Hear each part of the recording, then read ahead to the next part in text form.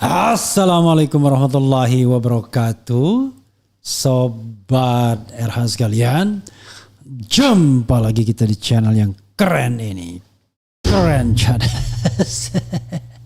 Ya Sobat RH sekalian, ini ada hal yang menarik ya dengan the one and the only Dr. Bonatua Silalahi ya. Keren cadas. Keren cadas. Jadi kenapa saya panggil doktor? Karena pada saat video ini kita rekam, sebenarnya Bro Bonatua itu sedianya menjadi ahli di persidangan CLS, Citizen Lawsuit, gugatan warga negara yang disampaikan Subhan Palal terhadap pimpinan DPR, yaitu meminta agar pimpinan DPR menggunakan haknya untuk menyatakan pendapat mengenai status Gibran. Status itu apa? Coba nanti biar fair kita tanyakan lebih jauh kepada Mr. Bonatua Silalahi. Oke, sehat bro ya? Sehat bang. Sehat. Salam semua. Terima kasih atas diskusi kita sebelumnya yang terkait dengan buku Anda yang sangat luar biasa bahwa Jokowi tidak punya ijazahnya. Ya. Nah sekarang saya ingin tanya hal lain yang juga penting mengenai mengenai anaknya Jokowi atau wakil presiden Gibran Raka Buming Raka yang tiba-tiba dipermasalahkan surat keterangannya apanya, dan saya dengar Anda sebenarnya sudah sempat mendapatkan surat keterangan itu dari KPU atau dari mana? Silakan mungkin Anda bisa mengeksplorasi sedikit gitu. Baik, terima kasih. Jadi tadi saya mengikuti persidangan ya bersama Pak Subhan Palal ya. Jadi beliau melakukan gugatan CLS untuk meminta agar DPR menggunakan hak intervensi ya, menyatakan pendapat terkait keabsahan surat keterangan kesetaraan ijazah Gibran pada saat wapres kita, pada saat beliau menjadi mendaftar sebagai cawapres kan nggak menggunakan ijazah SMA tapi menggunakan surat kesetaraan yang dimana kita sama-sama tahu bahwa kesetaraan itu disebut setara dengan SMK cabang peminatan akuntansi. Nah jadi Pak Subhan Palal merasa bahwa DPR harus bertanya itu sah atau enggak itu begitu prosesnya, proses pengeluaran surat keterangan itu. Karena beliau tahu bahwa saya kan baru menang juga di sidang KIP melawan Kemendikdasmen untuk mendapatkan satu level di bawah surat keterangan. Karena surat keterangan itu sudah saya dapat sebenarnya dari KPU Kota Solo, Kota Surakarta, cuman nggak saya publis waktu itu. Nah dalam rangka memperkuat argumen saya di sidang KIP, saya kasih tunjuk barang itu. Di situ publik tahu bahwa saya sudah dapat resmi. Nah, sementara Pak Subhan ternyata memakai data yang tidak resmi. Oke, saya tanya dulu. Yang mau Anda masuk data resmi itu karena itu stempelnya merah juga atau bagaimana? Atau karena itu sumbernya dari institusi yang memang Anda berhak mendapatkannya bagaimana? Iya, itu dari KPU Kota Solo itu surat keterangan yang keluaran dari Kemendikdasmen, Kementerian Pendidikan Dasar Menengah. Waktu itu belum Kemendikdasmen ya. Nah, tapi dikeluarkan oleh Direktorat Jenderal Pendidikan Dasar Menengah waktu itu.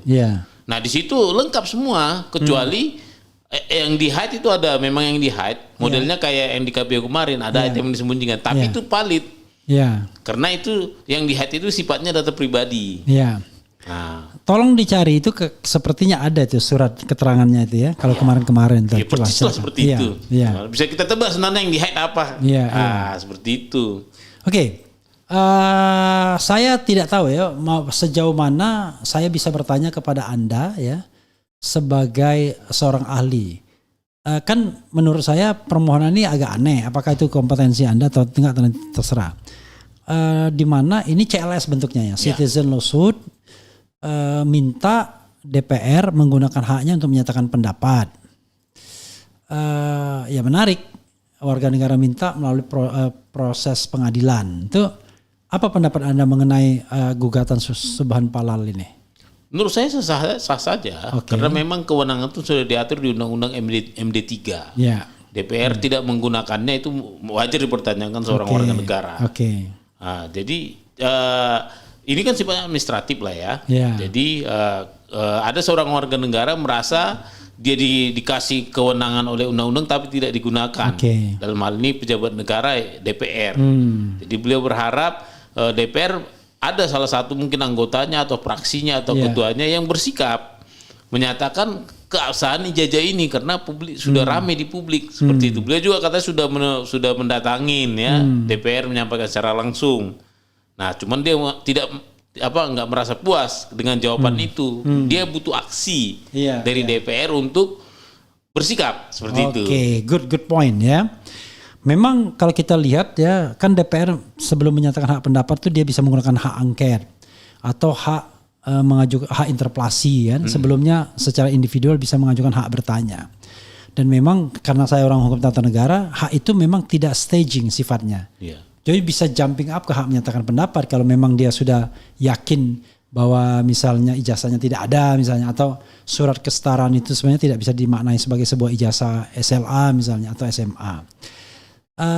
Tetapi persoalannya adalah pilihan untuk membuat gugatan di Pengadilan Negeri Jakarta Pusat itu pilihan yang menarik ya kira-kira. Kira-kira apakah saya membayangkan ya, apakah Pengadilan Negeri Jakarta Pusat itu nanti berpikir dia memiliki legal standing untuk memproses gugatan ini? Ya kalau sebenarnya ya, kalau dia masuknya Pengadilan Negeri tapi dia masuk jalur CNS, ya sah-sah saja ya, karena kan gugatan ini kan warga negara merasa hakim harus melakukan kebijakan. Produknya kebijakan, yaitu memerintahkan DPR menggunakan hak menyatakan pendapat. Pertanyaannya kan kembali ke DPR. Kalau nggak ada yang mau dinyatakan apa apa hakim bisa memaksa? Kan seperti itu. Saya rasa nanti di situ nanti argumennya. Ya, hak menyatakan pendapat itu kan ada mekanisme politiknya kan. Let's say dia menyatakan hak menyatakan pendapat, tapi bagaimana kalau kemudian itu tidak disetujui oleh mayoritas DPR misalnya. Yang dimaksud Subhan Palal ini, penggugat ini, yang penting nyatakan dulu, soal ditolak atau tidak itu soal lain. Ataukah harus itu menyatakan pendapatnya itu diterima atau bagaimana? Ya dia pingin dia nggak berharap pendapat A, B, C, D. Cuman dia merasa hak itu harus digunakan. Digunakan. Perkara kemudian akhirnya pendapatnya ternyata tidak berpendapat, itu soal lain. Atau gagal direalisasikan karena tidak mendapatkan mayoritas dukungan, itu soal lain. Nah, makanya beliau manggil aku sebagai ahli supaya mengarahkan pendapat itu, memberi jendela agar DPR berpendapat seperti yang mereka inginkan. Yang ahli sampaikan seperti itu. Sekarang pertanyaan saya adalah apa ya sesungguhnya yang membuat Anda tertarik untuk mendukung gugatan ini? Karena gugatan ini menarik. Pertama ketertarikan dulu, baru nanti saya bicara tentang substansi surat suket itu, surat keterangan tersebut. Coba, kenapa Anda tertarik untuk menjadi ahli? Pertama saya lihat Pak Subhan Palal. Saya bersama dengan dia 11-12 dalam hal jalan yang ditempuh dalam melakukan sebuah aksi. Kita selalu menempuh jalur konstitusi. Peraturan perundang-undangan. Walaupun kita tahu beliau banyak di NO tapi saya senang. Artinya kita ini satu frekuensi, tinggal masalah hasil kita nggak tahu. Itu. Yang kedua juga aku berkepentingan, Bang. Aku juga akan melakukan gugatan CLS terkait tadi penelitianku itu kan sudah selesai tahap 1. Tahap 2 kan proses autentikasi. Aku secara ontologi sudah selesai. Secara epistemologi nanti aku berharap dilakukan yang namanya autentikasi, tapi hakim menyuruh KPU atau Polda Metro Jaya. Hakim menyuruh pemerintahan KPU menyerahkan arsip statis ke ANRI. Nah, bukan hanya KPU ya, KPU Solo juga, KPU Jakarta. Nanti Setelah diserahkan maka Andri atau LKD lembaga kearsipan daerah itu nanti melakukan autentikasi. Itu disuruh hakim juga nanti. Jadi itulah maksudku CLS-nya nanti. Nah itu aku juga tadi sambil belajar di situ. Mungkin kami sepakat, kami bertiga nanti akan maju. Bertiga itu Bro Subhan Palal sama satu lagi Pak Dwi. Pak Dwi. Nah, beliau kan karena kita sama-sama satu frekuensi yang sama-sama mengenal jalur persidangan, ya kita sepakat. I see. Oke, jadi Anda sekalian belajar juga bagaimana melakukan CLS itu ya? Iya. Citizen Lawsuit. Oke. Jadi sobat sekalian, CLS itu beda sama class action ya. Kalau class action itu gugatan perwakilan, ada sekelompok masyarakat yang dirugikan, lalu dia bisa menggugat rame-rame atau melalui perwakilan saja. Tetapi kalau yang namanya CLS, Citizen Lawsuit, itu gugatan warga negara, any citizen bisa menggugat tentang kebijakan publik, tentang pejabat publik atau lembaga publik yang tidak melakukan kewajibannya atau lalai melakukan kewajibannya dan lain sebagainya. Jadi tidak harus ditanya apa kerugian Anda ya, jangan salah ya, karena Citizen Lawsuit itu beda. Satu yang utama Bang, dan aku baru tahu. Iya. Ternyata nggak harus pakai advokat. Oh iya itu beracara dimanapun, beracara dimanapun tidak harus pakai advokat. Kadang-kadang advokat belum tentu lebih tahu juga, apalagi untuk institusi-institusi baru kan. Iya. Oke, tetapi memang disarankan kalau pidana lebih baik pakai advokat. Nah, pidana mungkin karena ada hukum acaranya ya, mengharuskan betul. Juga kan. Iya. Oke, sekarang menarik ya, gini. Sobat sekalian, karena saya orang hukum tata negara, tentu saya akan jelaskan juga sedikit ya. DPR itu memang secara independen bisa menggunakan haknya.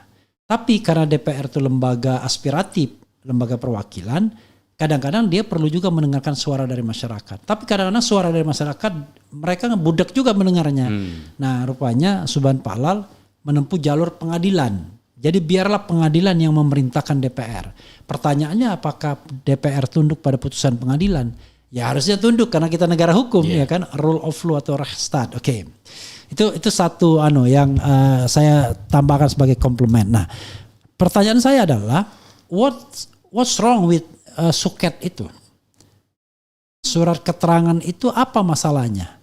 Tampilkan lagi. Saya bacakan ya, saya bacakan biar kita lebih objektif. What's wrong with suket ya? Coba kita bacakan. Sudah ditampilkan. Kita lihat saja nanti.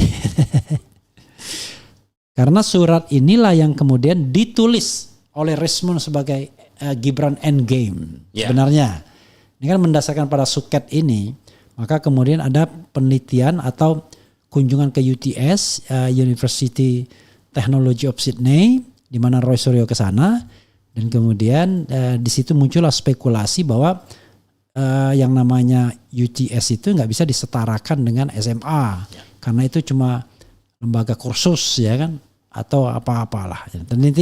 Nah kalau DPR menggunakan hak menyatakan pendapatnya, saya sih sebenarnya lebih baik hak angket dulu ya, sehingga dengan angket itu dia bisa melakukan penelitian sesungguhnya.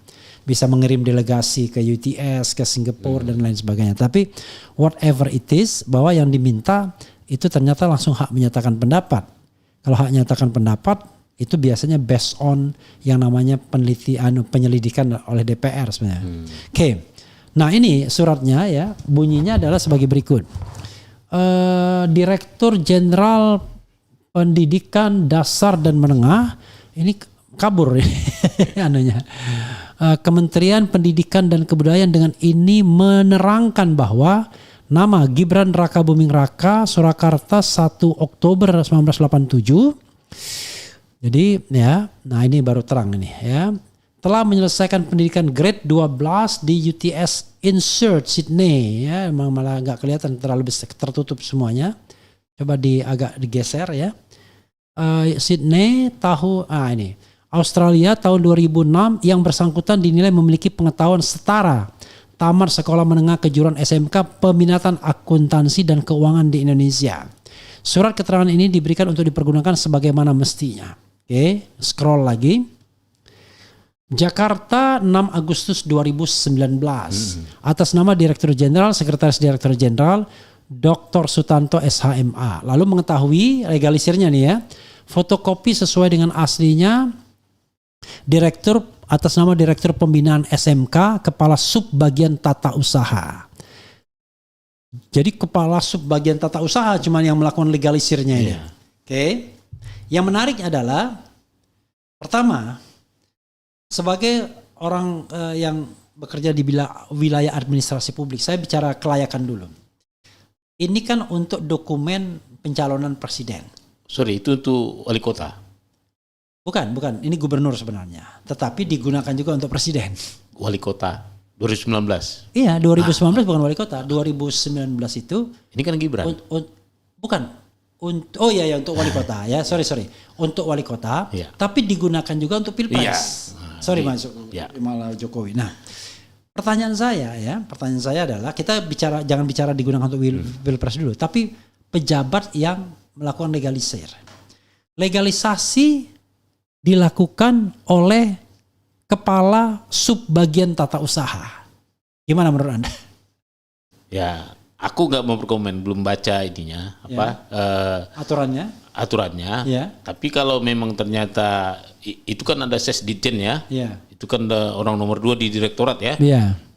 Kalau aku baca itu Sesdijen. Ya. Tapi memang pernah aku baca di peraturan yang kan aku bersidang juga itu di KIP tentang itu. Ya, kalau sepanjang itu di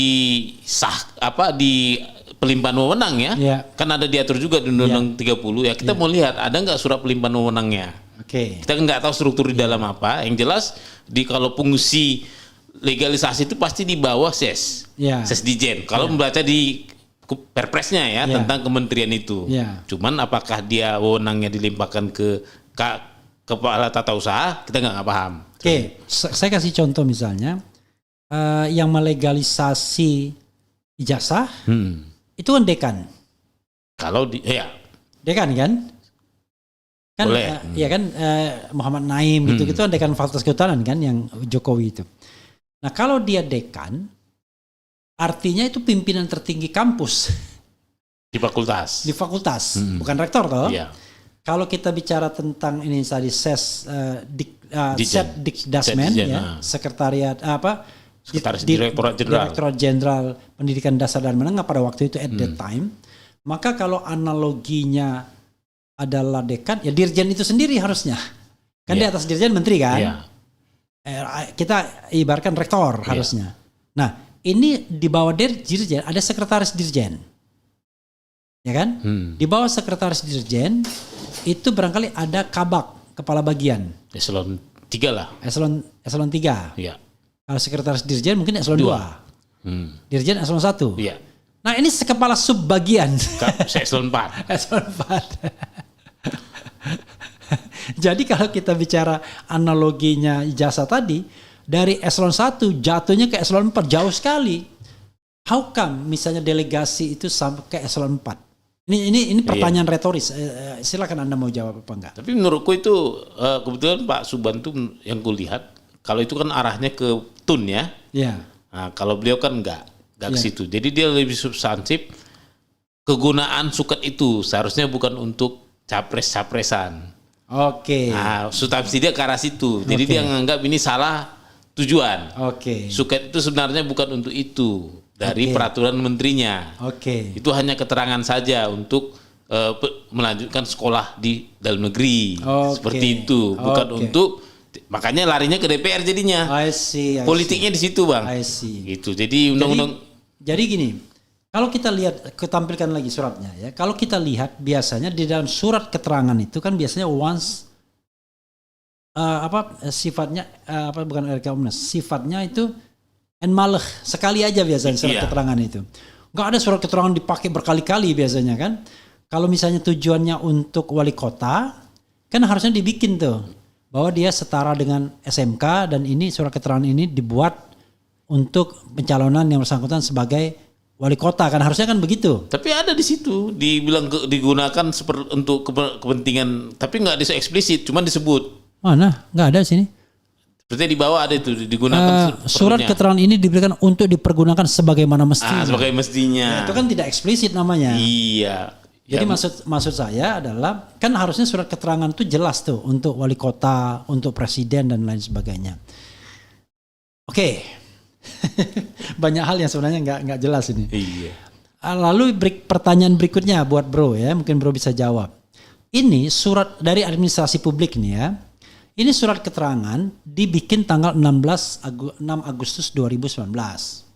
Pertanyaan saya adalah, apakah surat keterangan ini bisa once for all? Satu surat keterangan dibuat untuk apapun kegiatan, termasuk kegiatan Pilpres yang which is itu 2024. Gimana? Aku nggak mau berkomen. Nggak mau.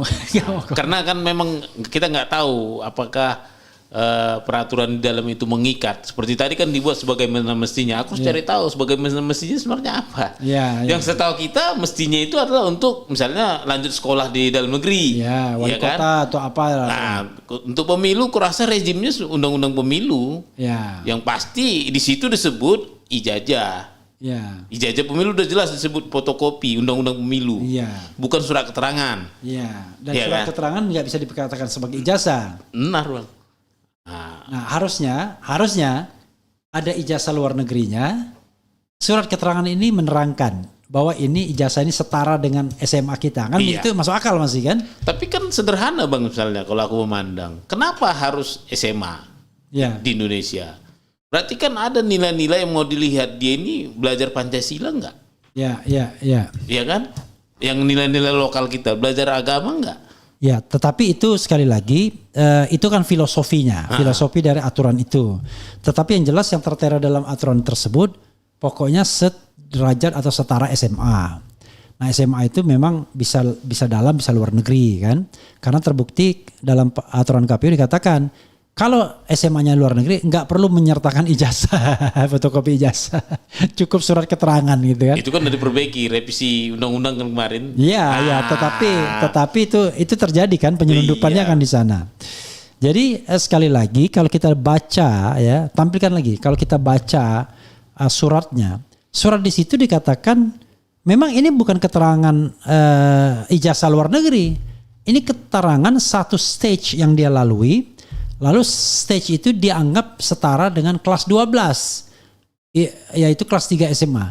Pertanyaan saya adalah yang gini ya, nih telah menyelesaikan pendidikan grade 12, oke?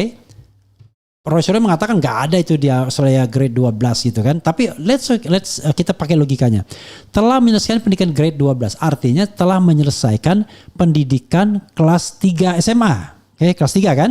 Bukan telah menyelesaikan pendidikan SMA atau senior high school, tapi grade 12, ya kan? Di insert Sydney, Australia, ya tahun 2006, yang bersangkutan dinilai memiliki pengetahuan, ya kan, setara tamat sekolah menengah kejuruan SMK. Pengetahuannya? Ya, dinilai. Iya, dinilai. You can imagine, you know.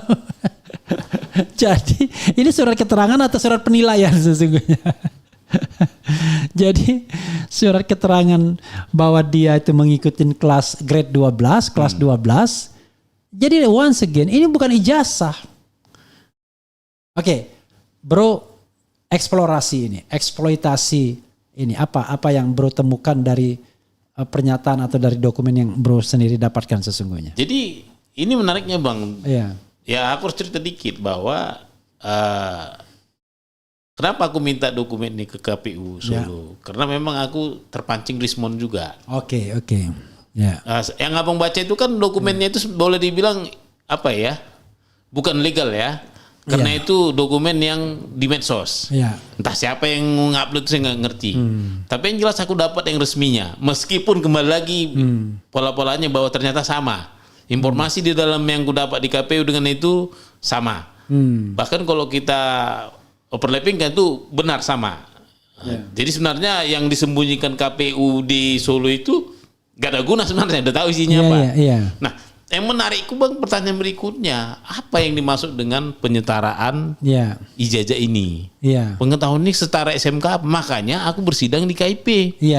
Yang ku minta adalah syarat-syaratnya apa saja yang diminta sehingga bisa dibilang setara. Iya. Nah, itulah nanti yang aku tunggu. Katanya kan di situ ada, menurut dokumen yang gue baca itu ada 8 item yang disetarakan. Iya.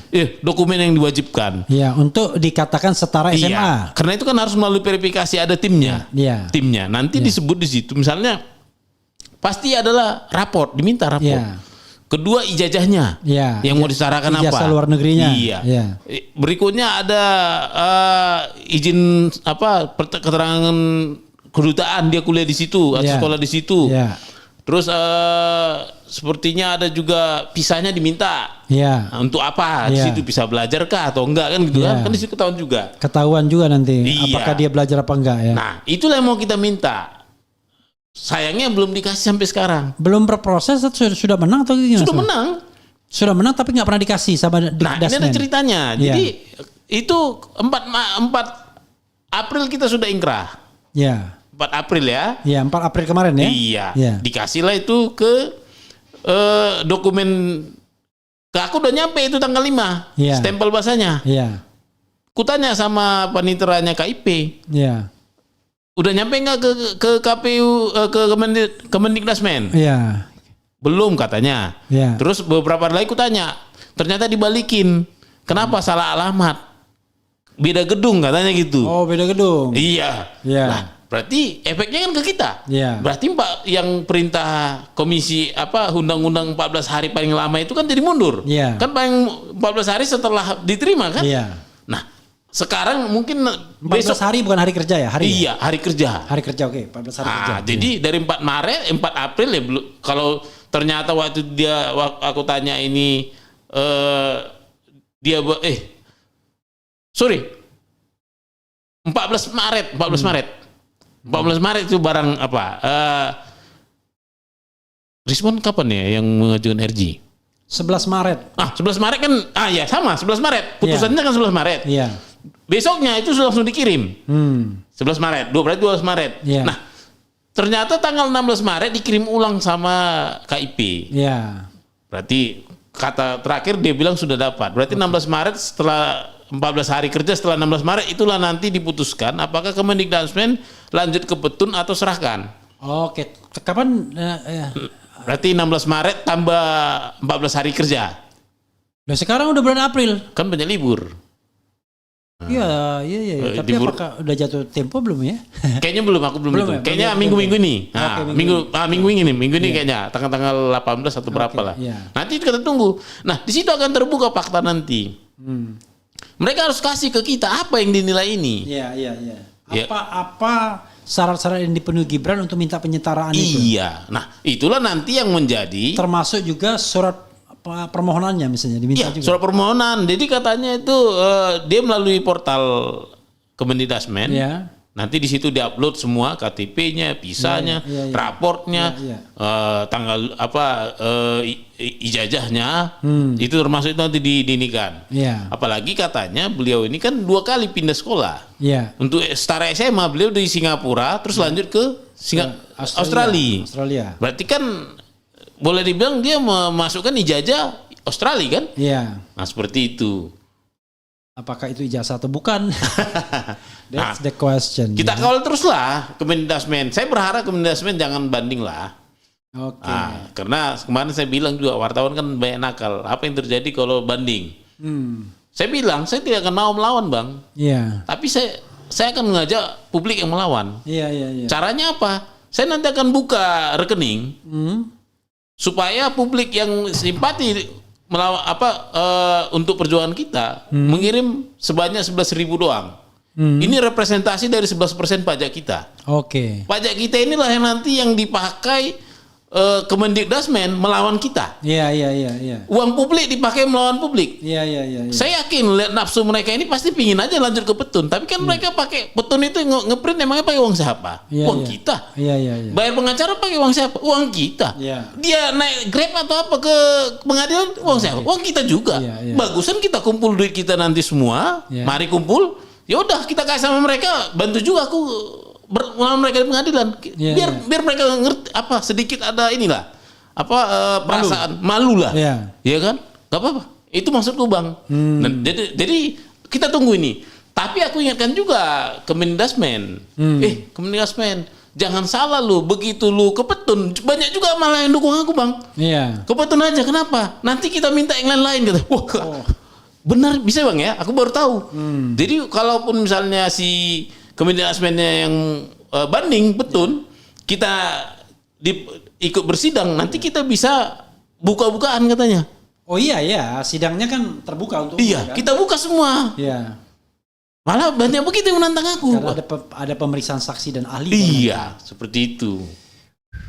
Ya. Tapi ini bakal seru. Karena apa? Ini kan karena menjabat masih beliau. Iya. Nah, tapi sekali lagi aku bilang Bang bahwa aku di sini believe ini karena memang ini legal ya. Iya. Kita nggak lari kemana-mana. Seperti itu. Iya. Jadi saudara sekalian ya, itulah yang kemudian yang mengilhami Rismond untuk bicara tentang Gibran Endgame yang tidak punya ijazah SMA. Jadi apa yang dibuat oleh Rismond dalam buku Gibran Endgame udah benar itu sebenarnya. Berdasarkan fakta yang kita dapatkan bahwa UTS Insert itu tidak bisa disetarakan dengan SMA. Ada beberapa teori yang disampaikan Rismond.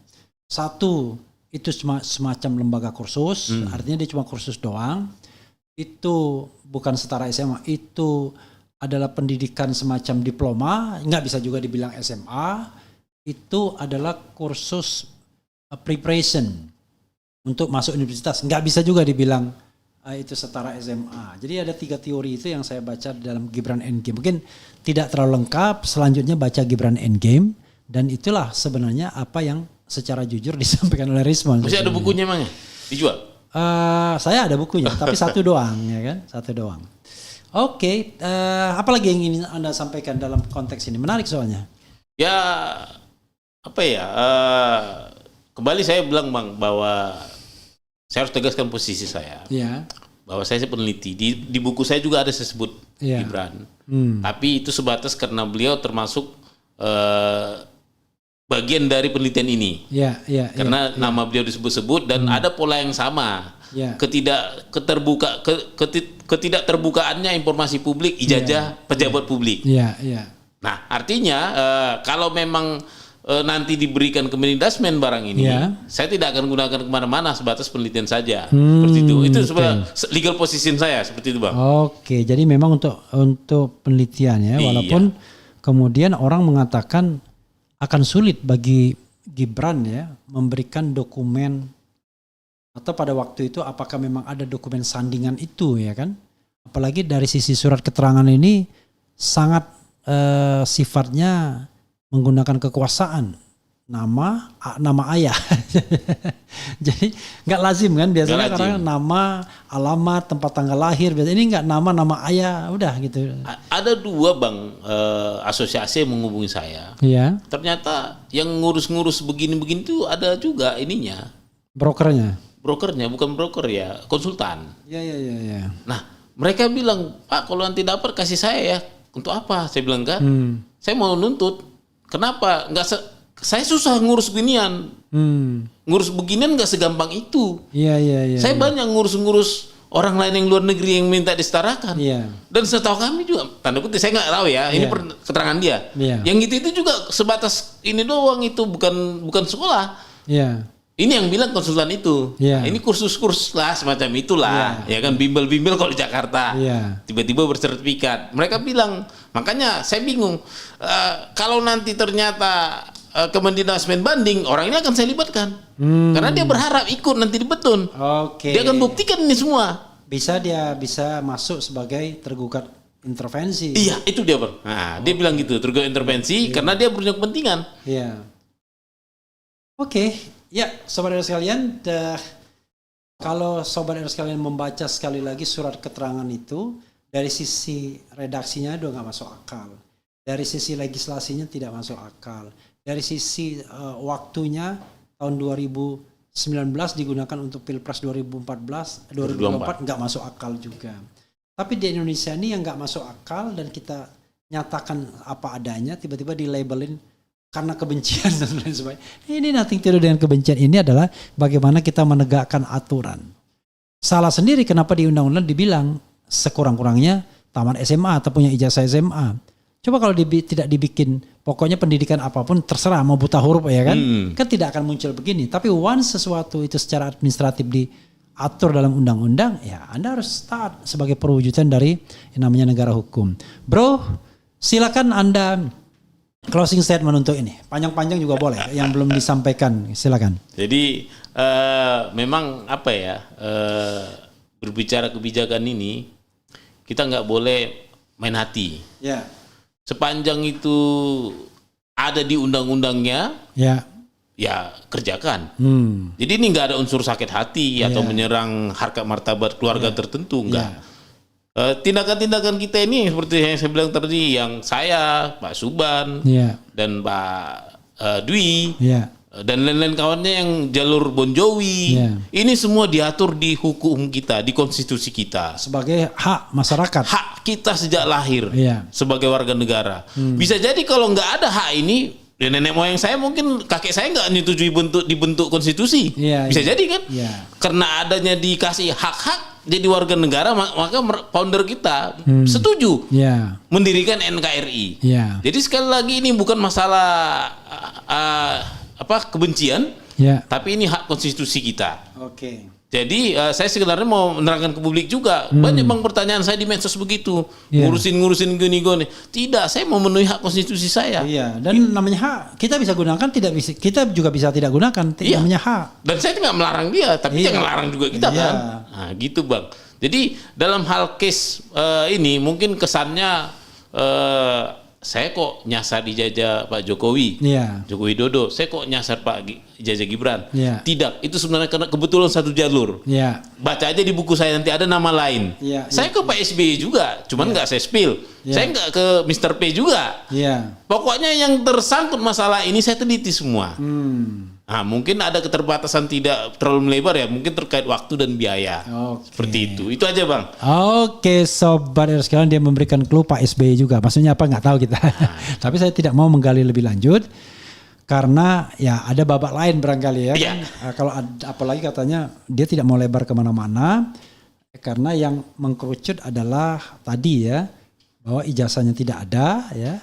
Kemudian kalau untuk Gibran ya surat keterangan ini sebenarnya quote unquote aneh karena itu diminta dokumen penunjangnya apa sehingga bisa keluar surat keterangan itu, karena dokumen penunjangnya harus ada ijazah setara SMA dari luar negerinya, harus ada visanya, harus ada macam-macamnya sesungguhnya kan, agar kemudian sah bahwa dia ini memang sekolah benar dan sekolahnya itu adalah sekolah yang setaraf SMA, bukan setaraf kursus. Tapi nambahkan mungkin bang. Silakan. Tapi nanti akan seru ke depannya. 2026 ini akan seru. Pertarungan akan pindah ke pengadilan, bukan di infotainment lagi. I see. Karena di saya aja ada mungkin ada 4 jadwal pengadilan yang grade-nya sudah naik lagi. Sudah bicara kayak tadi tuh. Sudah bicara gugat-menggugat. Kenapa? Buktinya sudah ketemu semua. Bon Jovi juga udah dapat bukti, saya dapat bukti. Nah ini akan seru-seru, intelektual kita akan naik. Seperti itu.